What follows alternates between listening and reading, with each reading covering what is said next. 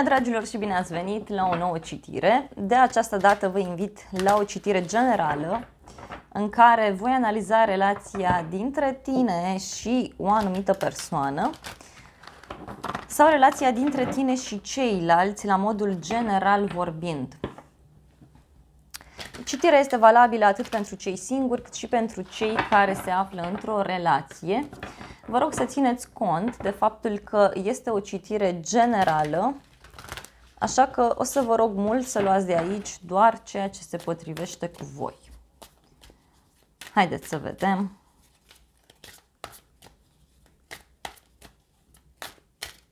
Nu uitați să vă abonați, să apăsați clopoțelul, să lăsați un like.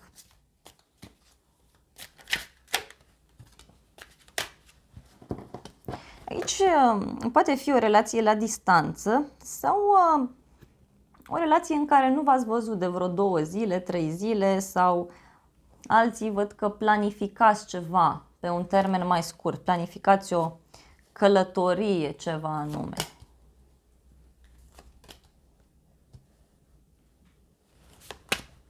Wow! Dragilor! Da, regele și regina. Dragilor, ce faceți aici? Pentru că în cele mai multe cazuri văd o relație care este ușor într-un impas, într-o pauză, într-un moment așa mai delicat. Dacă sunteți femei,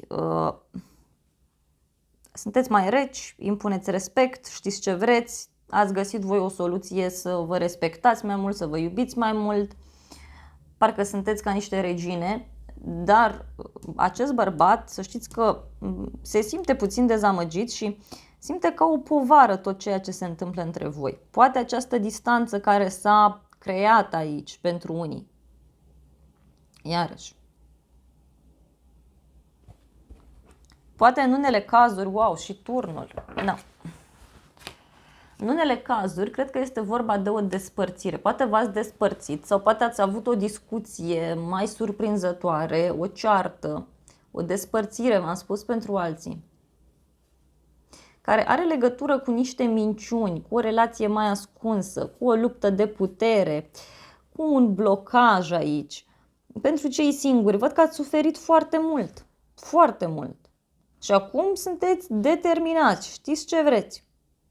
Și indiferent cine apare, văd că aveți deja niște principii bine stabilite, deja știți foarte bine ceea ce vă doriți. Și vă este foarte dificil să acceptați pe cineva în viața voastră.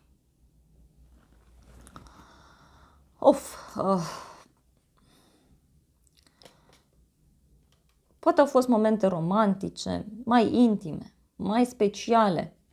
Însă ori acest bărbat v-a părăsit, ori voi ați ales să încheiați relația, mai ales dacă sunteți femei.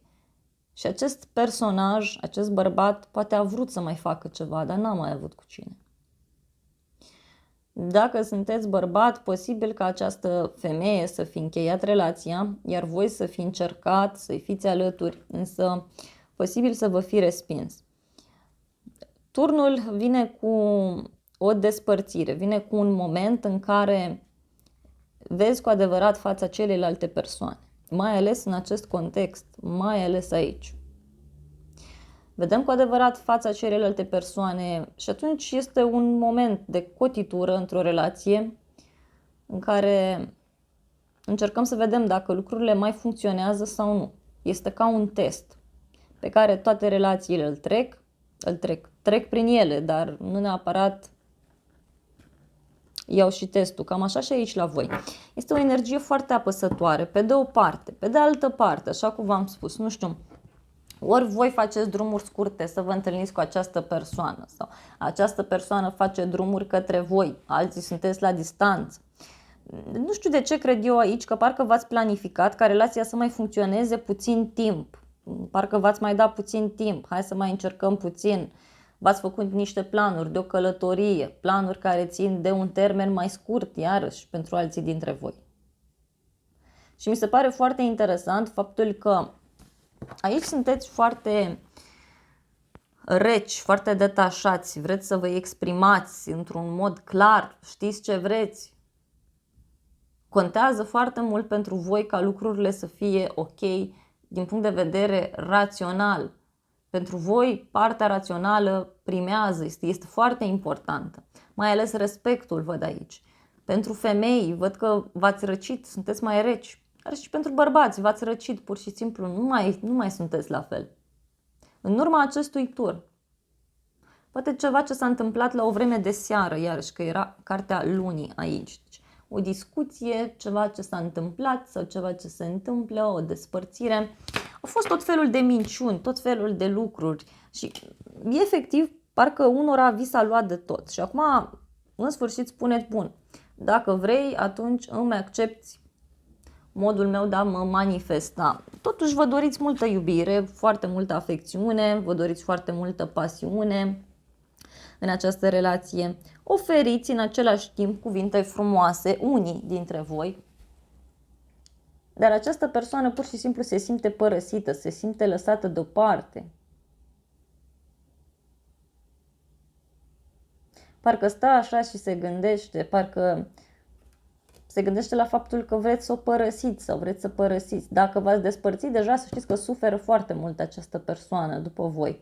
Mai degrabă această persoană suferă decât voi, că voi deja v-ați îmbărbătat, deja știți ce vreți, sunteți siguri pe voi, aveți deja niște planuri în minte și văd că sunteți într-o perioadă de un nou început, un nou loc de muncă, poate ați cunoscut pe cineva nou.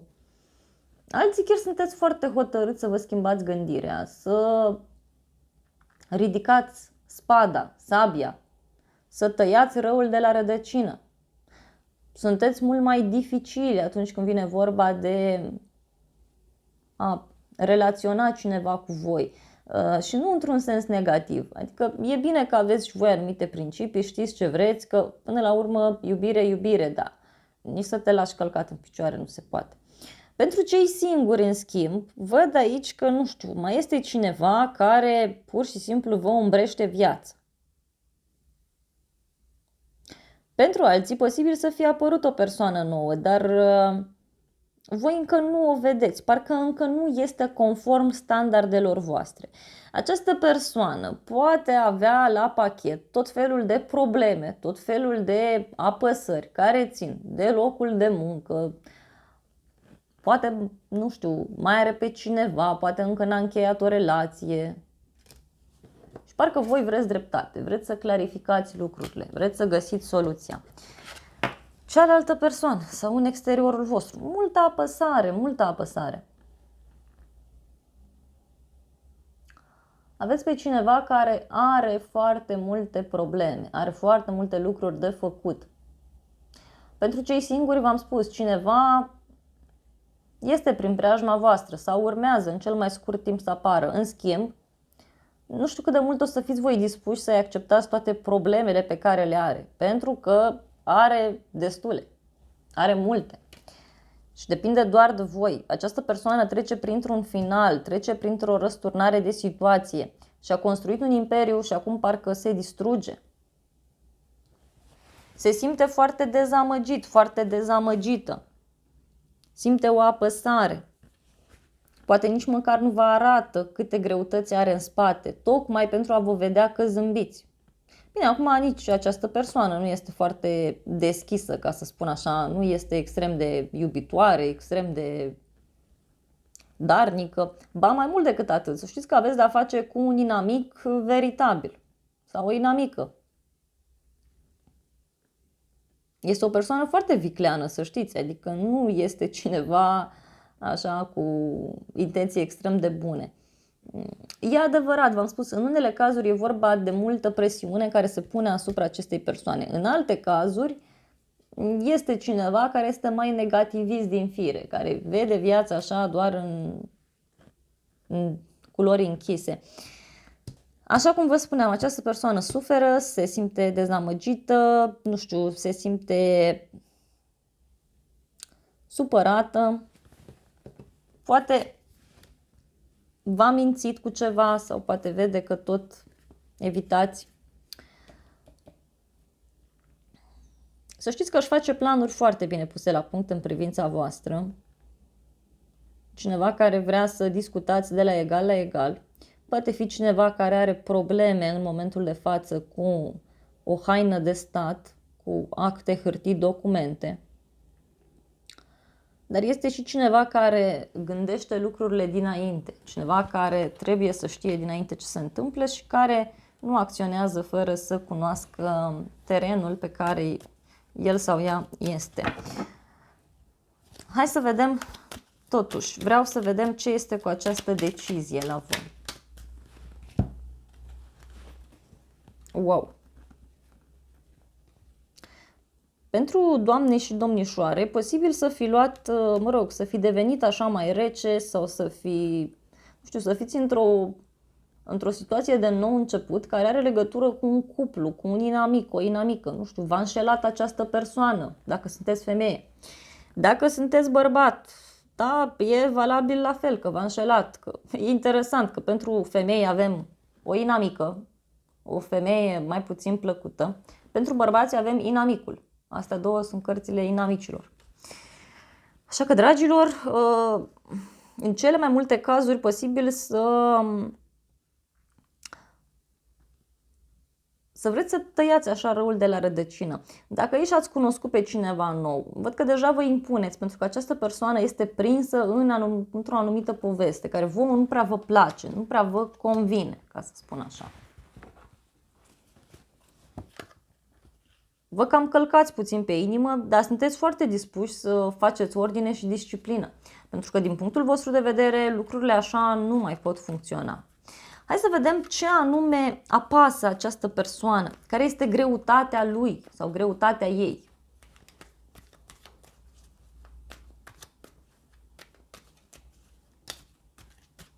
O greutate care ține de un copil sau o greutate care ține de un succes mare, de o poziție pe care o are.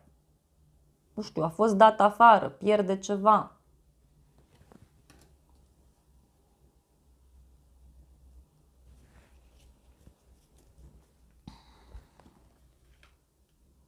Vă ascunde niște secrete, pentru că are datorii sau are bani de dat undeva, așteaptă niște bani care vin greu, are de plătit niște oameni, are probleme cu banii, cu o moștenire, cu niște prieteni, cu ceva.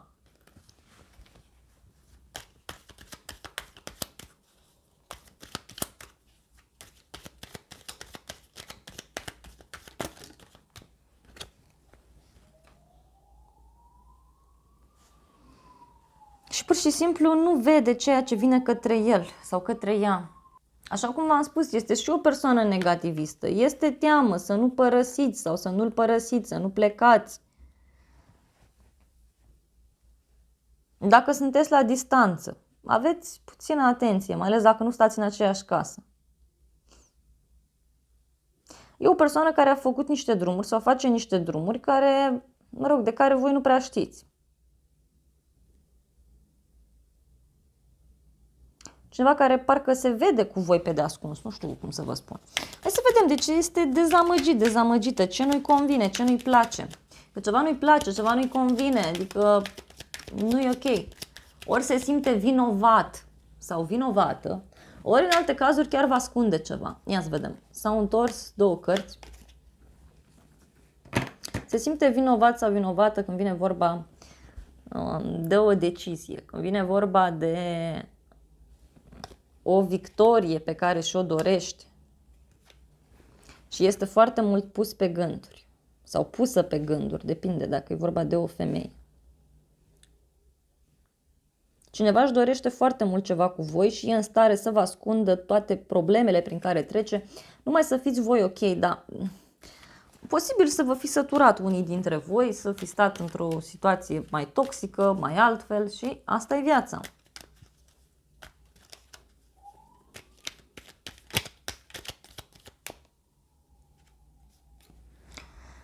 Iarăși, apăsare pentru cineva anume. Această persoană chiar are multe lucruri pe cap, dar nu știu de ce îmi vine mie să spun că această persoană își mai face problemele și singur sau singură. Pentru că Are tot felul de secrete, tot felul de lucruri ascunse pe care le face și în care încearcă să fure, să-și urmărească interesul și parcă acum este teamă să nu-l prindeți sau să nu o prindeți cu minciuna, cu minciunile. Așa cum v-am spus, e adevărat, are și probleme, dar în același timp nici nu vi le spune. Nu vi le spune pentru că nu știe cum ați reacționa. Pentru că știe că aveți un suflet de copil, știe că sunteți puri, știe că sunteți sinceri. Pentru femei văd că e posibil să aveți un copil. Da, nu-i neapărat. Așa mi-a venit să spun. Poate ați avut și voi familie sau aveți familie. Ați putea să fiți împreună cu această persoană, dar mai durează. Mai durează pentru că lucrurile s-au încheiat, iar această persoană pur și simplu este stresată în privința unei alegeri care nu prea trebuie să o mai facă. Deja destinul a ales pentru el sau pentru ea, dar pur și simplu parcă nu se poate detașa de ceva anume, nu poate renunța, nu știu. E ceva important acolo la mijloc. Da, exact cum am spus, un final natural care se petrece oricum ar fi.